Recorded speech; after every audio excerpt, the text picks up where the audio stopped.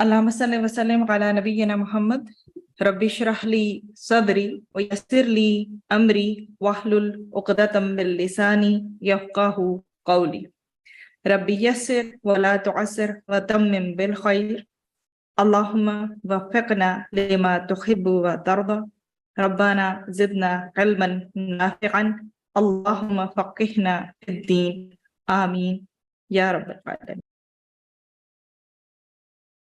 قالو انہوں نے کہا سبحانکا پاک ہے تو، لا نہیں، علم کوئی علم، لنا ہمارے پاس، الا مگر، ما جو، علمتنا سکھایا تو نے ہمیں، انکا بے شک تو، انتا تو ہی، العلیم بہت علم والا ہے، الحکیم بہت حکمت والا ہے۔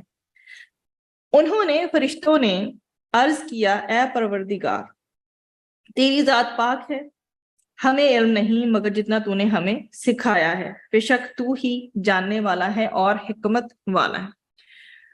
فرشتوں کو فوراً ہی اپنی کم علمی اور کا احساس ہو گیا، اور انہوں نے حضرت آدم علیہ السلام کی فضیلت اور استحقاق خلافت کا اقرار بھی کر لیا اور عرض کیا کہ اے پروردگار ہم تیرے علم کا احاطہ نہیں کر سکتے سوائے اس کے جو تو نے ہمیں بتا دی ہے، بے شک تو اپنی مخلوق کو جاننے والا اور اپنے امر میں حکمت والا ہے۔ جو بھی معاملات اللہ سبحانہ وتعالیٰ کے ہیں، اللہ تعالیٰ بے شک ان میں حکمت والا ہے۔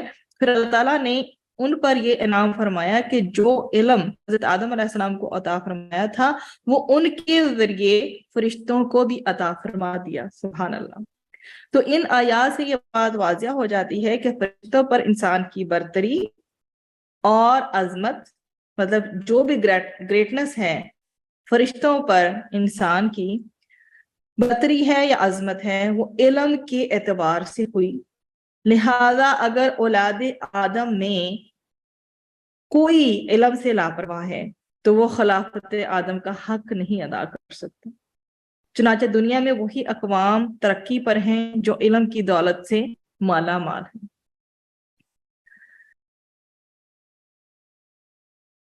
آیت نمبر 33 کی طرف بڑھتے ہیں۔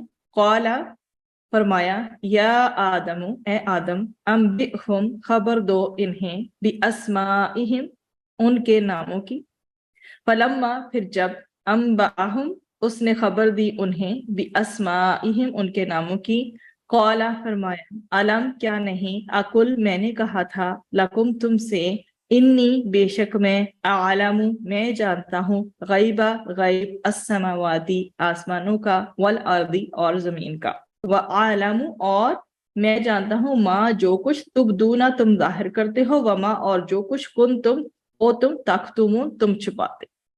تو یہ جو ہمارے آیت نمبر 32 اور 33 ہمارے ساتھ اس میں کمپلیٹ ہو گئی، ٹھیک ہے جی۔ اچھا، اب اللہ سبحانہ وتعالیٰ نے ان آیات میں فرمایا کہ اے آدم اب تم ان فرشتوں کو ان چیزوں کے نام بتاؤ۔ بس جب آدم نے ان فرشتوں کو ان چیزوں کے بارے میں، ان کے ناموں کے بارے میں بتا دیا تو اللہ تعالیٰ نے فرشتوں سے فرمایا کہ میں نے تمہیں نہیں کہا تھا کہ میں آسمانوں اور زمین کی پوشیدہ اور چھپی ہوئی چیزوں کو خوب جانتا ہوں، اور میں وہ بھی جانتا ہوں جو تم ظاہر کرتے ہو اور تم چھپاتے ہو۔ اچھا، یہاں پہ تبدونا کو ذرا دیکھیے اور تختمونا کو دیکھیے۔ تبدونا کا جو روٹ ہے وہ با، دال اور واو ہے، اور تم ظاہر کرتے ہو۔ یہاں فرشتوں کا یہ کہنا مراد ہے کہ کیا تو ایسے کو خلیفہ بنائے گا جو زمین میں فساد کرے گا اور خون بہائے گا۔ تختمونا جو ہے آپ کے سامنے آیت کے بالکل آخر میں کاف تا اور میم ہے، تم چھپاتے، اور اس سے جو مراد لیا گیا ہے وہ فرشتوں کی وہ کانورسیشن ہے، وہ گفتگو ہے جو انہوں نے آپس میں چپکے چپکے کی تھی، اور اللہ تعالیٰ ہم سے زیادہ بزرگ کوئی مخلوق پیدا نہیں کرے گا۔ جو ان کے ذہن میں ایک بات تھی نا کہ اللہ سبحانہ وتعالیٰ ہم سے زیادہ بزرگ کوئی مخلوق پیدا نہیں کرے گا۔ اللہ تعالیٰ نے حضرت آدم علیہ السلام کو حکم دیا کہ تم فرشتوں کو ان تمام چیزوں کے نام اور ان کے خواص و آثار بتاؤ، ٹھیک ہے۔ یہ ہمیں آیت نمبر 33 کی کمپلیٹ ڈسکرپشن میں ملتا ہے۔ اور حضرت آدم علیہ السلام نے ان تمام چیزوں کے نام جو بے شمار اور بے انتہا تھی بتا دیے، اور اس بتانے میں انہوں نے کسی قسم کی کوئی بھی غلطی نہیں کی. تو فرشتے حضرت آدم علیہ السلام کے فضل و کمال اور ان کی یہ جو صلاحیت تھی، یہ استعداد تھی جو اللہ سبحانہ و تعالیٰ نے ان کی فطرت میں ودیت فرمائی تھی، اس کو دیکھ کر حیران رہ گئے، سرپرائز ہو گئے.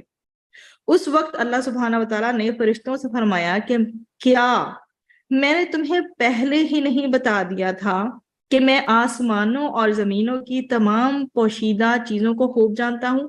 I know all the hidden things.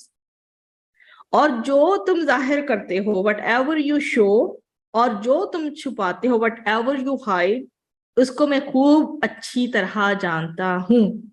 Nothing is hidden from me. تو یہ تھی ہماری آیت نمبر 33 کی ایکسپلینیشن.